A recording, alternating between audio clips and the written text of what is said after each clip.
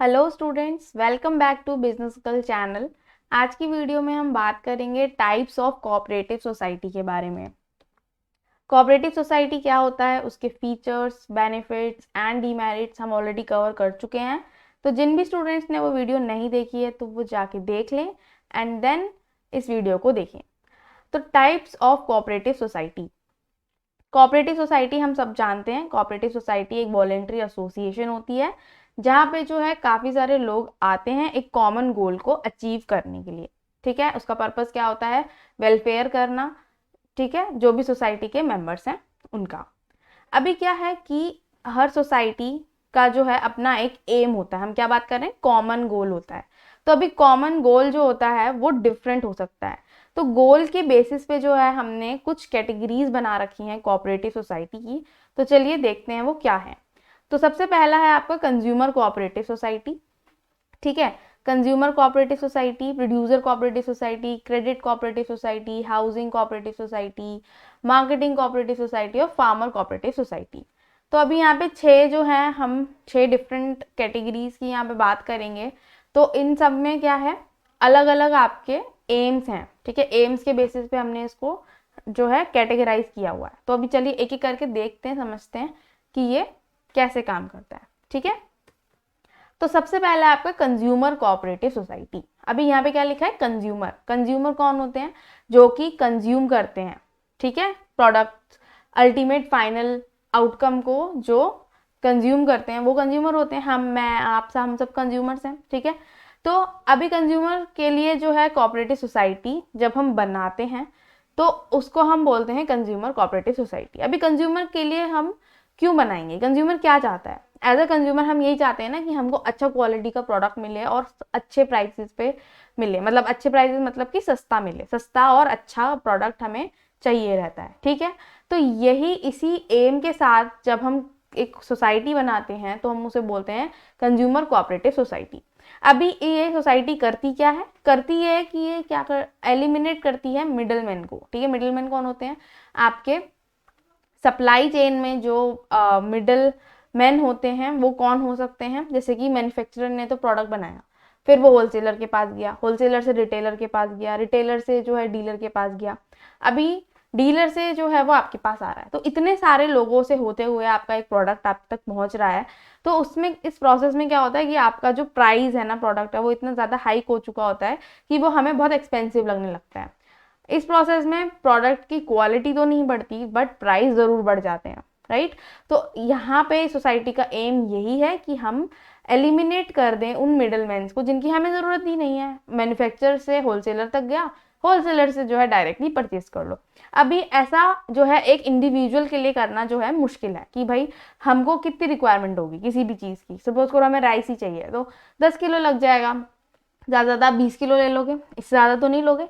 तो एक इंडिविजुअल को होलसेलर 10 या 20 किलो तो नहीं देगा। ठीक है, वो आपको जो है 100 kgs में देगा या टन्स में देगा, राइट। तो अभी एक इंडिविजुअल के लिए तो पॉसिबल नहीं है, बट अगर बहुत सारे ऐसे इंडिविजुअल आ जाएं एक साथ तो ऐसा करना पॉसिबल है कि हम जो है बहुत सारा बल्क में खरीद लें। तो इस सोसाइटी एग्जैक्टली यही करती है। इसमें क्या है, बहुत सारे मेंबर्स होते हैं, सबकी अपनी अपनी रिक्वायरमेंट्स होती है। किसी को 1 किलो भी चाहिए होता है, किसी को 5 किलो भी चाहिए होता है। तो सब मिलके एक डिमांड क्रिएट करते हैं और उसके बाद क्या करते हैं, हम परचेज कर लेते हैं। सोसाइटी जो है बल्क परचेज करती है डायरेक्टली होलसेलर से और फिर वो सामान को वो अपने मेंबर्स में जो है सेल करती है। तो इससे क्या हुआ कि आपको सस्ता प्रोडक्ट मिल गया, अच्छा प्रोडक्ट मिल गया और उसके प्राइजेस भी आपको जो है फालतू आपको किसी मिडिल मैन को नहीं देने पड़ रहे हैं, राइट। और अगर इस प्रोसेस में आपको कुछ प्रॉफिट हो जाता है, जैसे कि सोसाइटी को ओवरऑल कुछ प्रॉफिट्स हो रहे हैं, तो वो प्रॉफिट भी जो है मेंबर्स में ही डिस्ट्रीब्यूट कर दिए जाते हैं। इसका बेस्ट एग्जांपल है अपना बाजार और सुपर बाजार। ठीक है, इसे जाके ज़रूर देखिए। अपना बाजार और सुपर बाजार ये एक सोसाइटीज़ हैं, ठीक है, कोऑपरेटिव सोसाइटी है। इसमें आप रजिस्टर कर सकते हैं और आपको जो है इसमें अगर आप परचेज करते हो एज अ मेंबर तो आपको जो है डिस्काउंट्स मिलते हैं। तो डिस्काउंट्स क्यों मिलते हैं वो अब आपको समझ में आ गया होगा, राइट। तो अभी एक एग्जाम टिप है यहाँ पे कि आप कोई भी अगर आंसर लिख रहे हो, कोई भी एक्सप्लेनेशन लिख रहे हो, तो उसके साथ हमेशा कोशिश करो कि आप एक एग्जाम्पल कोट करो। ठीक है, वो कोई कंपनी हो सकती है, कोई सिचुएशन हो सकती है। इससे क्या होता है कि आपका जो आंसर है वो और ज़्यादा रिलेवेंट लगने लगता है। इससे एक क्लियर अंडरस्टैंडिंग जो है टीचर को मिलती है कि हाँ भाई जो कंसेप्ट है, जो भी स्टूडेंट लिख रहे हैं उनको अच्छे से क्लियर है। ठीक है, so with this moving to next cooperative society, that is producers cooperative society. अभी कंज्यूमर्स के लिए जैसे हमने बनाई थी, इसी तरीके से प्रोड्यूसर्स के लिए भी एक कोऑपरेटिव सोसाइटी होती है। ठीक है, अभी प्रोड्यूसर्स कौन से प्रोड्यूसर्स, वो जो कि स्मॉल लेवल पे काम कर रहे हैं। ठीक है, जो बड़े लेवल पे कर रहे हैं उनके लिए कोऑपरेटिव सोसाइटी बनाने का कोई ज़्यादा जो है इतना इम्पॉर्टेंस नहीं है, बिकॉज उनको चीज़ें ईजिली मिल जाती हैं। लेकिन जो छोटे लेवल पे जो होते हैं प्रोड्यूसर्स, उनको जो है बहुत ही मुश्किल आती है चीज़ों को प्रिक्योर करने में। स्पेशली प्रोड्यूसर्स क्या करते हैं, वो सामान को मैन्युफैक्चर करते हैं, राइट। तो उनको मैन्युफैक्चर करने के लिए क्या है, कुछ ना कुछ इनपुट्स की रिक्वायरमेंट होती है, तो वो जो है इजीली उनको मिल जाए। तो ये कोऑपरेटिव सोसाइटी ये इंश्योर करती है। तो ये कैसे इंश्योर करती है, ये जो है फाइट करती है अगेंस्ट बिग कैपिटलिस्ट जो ऑलरेडी एग्जिस्टिंग मार्केट प्लेयर्स हैं उनसे, कि भाई जो स्मॉल प्रोड्यूसर्स हैं उनकी बार्गेनिंग पावर को हम कैसे बढ़ाएं। क्योंकि एक प्रोड्यूसर अगर डिमांड करेगा किसी रॉ मटेरियल की तो वो उसको नहीं मिलेगा, लेकिन बहुत सारे स्मॉल प्रोड्यूसर एक सोसाइटी में पार्ट ले लें, ठीक है, तो उससे क्या होगा, ज़्यादा डिमांड क्रिएट होगी और उनको तक जो है वो इनपुट्स इजीली पहुंचेंगे, राइट। तो इसी तरीके से जो है प्रोड्यूसर्स को रॉ मटेरियल, इक्विपमेंट से कोई भी इनपुट जो चाहिए होता है वो इजीली वहाँ से परचेज कर सकते हैं इस सोसाइटी से के थ्रू। ठीक है, और क्या होता है कि जो और प्रोड्यूसर्स हैं जो अपना आउटपुट बना रहे हैं, वो दूसरे प्रोड्यूसर जो हैं वो परचेज भी कर लेते हैं। जैसे कि अगर कोई cotton as a raw material use कर रहा है और उसका वो कॉटन से कपड़ा बना रहा है या थ्रेड बना रहा है सपोज करो, तो थ्रेड उस एक पर्टिकुलर प्रोड्यूसर के लिए तो वो क्या है, आउटपुट हो गया। ठीक है, लेकिन बी प्रोड्यूसर के लिए थ्रेड जो है वो एक इनपुट हो सकता है कपड़ा बनाने के लिए। ठीक है, फाइनल कपड़ा बनाने के लिए। तो एक प्रोड्यूसर का आउटपुट दूसरे के लिए इनपुट का काम कर सकता है। तो इसी तरीके से जो है आप एक आपस में भी जो है सेल और परचेज कर सकते हो, राइट। फिर जो भी प्रॉफिट होता है अल्टीमेटली, अगर मान लो कुछ ओवरऑल प्रॉफिट हो रहा है तो वो जिसका जितना कैपिटल कॉन्ट्रीब्यूशन है उसके हिसाब से उसको डिस्ट्रीब्यूट कर दिया जाता है। ठीक है, इसका एग्जाम्पल है अमूल का। ठीक है, अमूल हम सब जानते हैं कि वो किस तरीके से जो मिल्क प्रोड्यूसर्स हैं उनकी प्रोटेक्ट करता है उनके इंटरेस्ट को, राइट। फिर नेक्स्ट आपका आता है marketing cooperative society. Marketing cooperative society नाम से समझ में आ रहा है कि ये सोसाइटी क्या हेल्प करती होंगी, क्या करती है, मार्केटिंग करने में हेल्प करती है। अभी प्रोड्यूसर्स ने जो है सामान प्रोड्यूस तो कर लिया, बट उनको और भी चीज़ों में हेल्प चाहिए होती है। जैसे कि उसको आप मार्केट तक कैसे पहुंचाओगे अपने आउटपुट को, और उसके लिए रीजनेबल प्राइसेस को कैसे ऑब्टेन करोगे, राइट। तो ये काम भी जो है सोसाइटी अगर वो बना लेते हैं तो वो इजीली कर पाते हैं, क्योंकि जो है मार्केट में काफ़ी ज़्यादा कंपटीशन है। और उस कंपटीशन को जो है हम कैसे रिड्यूस कर सकते हैं, by forming a cooperative society.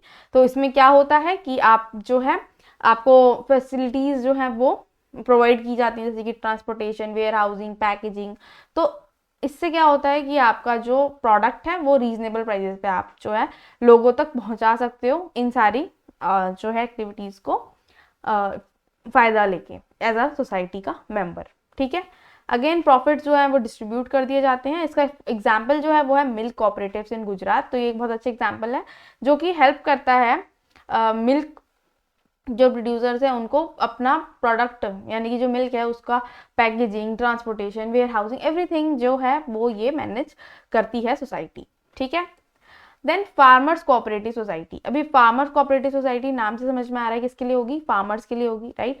Farmers क्या चाहते हैं कि उनको जो है अच्छे इनपुट्स मिलें ताकि वो अच्छा क्रॉप प्रोडक्शन कर सकें। अभी अच्छे इनपुट्स क्या होते हैं उनके लिए, उनको अच्छी क्वालिटी का सीड चाहिए है, फर्टिलाइजर चाहिए है, मशीनरी चाहिए है, मॉडर्न टेक्निक्स के बारे में पता नहीं होता है, राइट। तो ये सारी इन्फॉर्मेशन जो है अभी एक फार्मर के लिए जुगाड़ करना बहुत मुश्किल है। अगर बहुत सारे फार्मर्स की हमने एक मान लो कम्युनिटी बना दी तो उससे क्या होगा, हम उनको ये सारी चीज़ें बेहतर तरीके से उन तक पहुंचा पाएंगे। ठीक है, वो आपस में बात भी कर सकते हैं और उससे उनका नॉलेज बेस तो बढ़ेगा ही, साथ में उनको ये सारी चीज़ें हम जो है रीजनेबल प्राइजेस पे जो है उन तक हम पहुंचा सकते हैं। ठीक है, तो इससे क्या होता है कि आपके यील्ड और रिटर्न्स जो है वो इंक्रीज होते हैं, और साथ ही साथ जो फ्रेगमेंटेड लैंड होल्डिंग्स वाले फार्मिंग हैं वो भी जो है उनसे रिलेटेड प्रॉब्लम्स भी जो है वो सॉल्व होती हैं। ठीक है, इसका एग्जाम्पल जो है वो है Indian farmers fertiliser cooperative, IFFCO.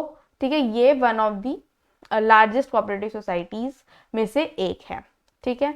Then credit cooperative societies. Credit क्या होता है? क्रेडिट होता है हमको जब उधार लेना होता है या लोन लेना होता है, ठीक है। तो बहुत सारे लोग ऐसे हैं जिनको ईजीली क्रेडिट मिलता नहीं है, ठीक है। वो जो है मिलता है तो या तो उनको बहुत ज़्यादा एक्सपेंसिव जो है हायर इंटरेस्ट रेट पे मिलता है, या फिर उनको मिलने में बहुत दिक्कत आती है, राइट।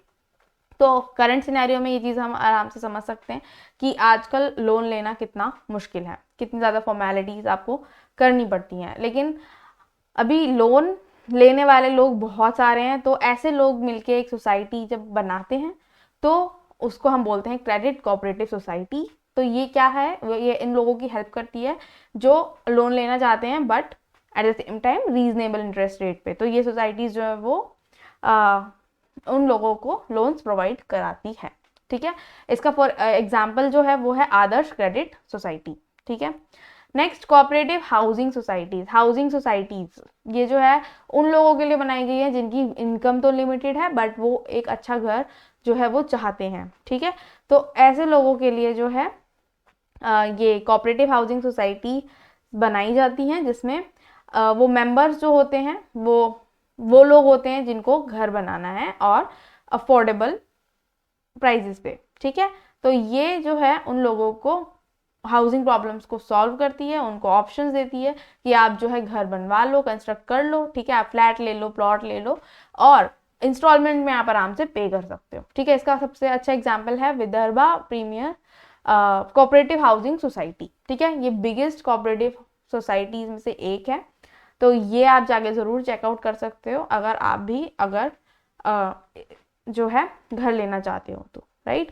तो जितने भी एग्जाम्पल्स कोट किए हैं उनको ज़रूर आप जो है विजिट करो, सो दैट आपको एक जो है अंडरस्टैंडिंग आपकी डेवलप हो और अच्छे से आप उसके बारे में और अच्छे से ब्रीफ कर पाओ एग्जाम में, राइट।